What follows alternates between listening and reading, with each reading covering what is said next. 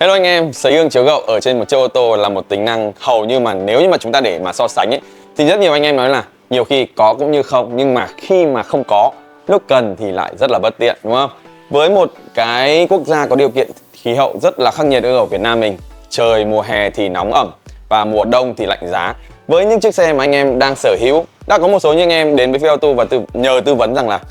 xe của mình đang không có tính năng này và mình muốn làm sao để chiếc xe có thể tối ưu hơn. Thì Phi Auto đã có một phương án, chúng ta sẽ độ mạch sấy gương vào phần gương zin nguyên bản của xe, làm cho chiếc xe này có thêm cái tính năng đó, giúp cho chiếc xe có thể di chuyển, giúp cho anh em có tầm quan sát tốt hơn khi mà chúng ta di chuyển ở những cái cung đường khắc nghiệt, trời mưa gió thì có sấy gương sẽ giúp cho chiếc xe có tầm quan sát tốt hơn.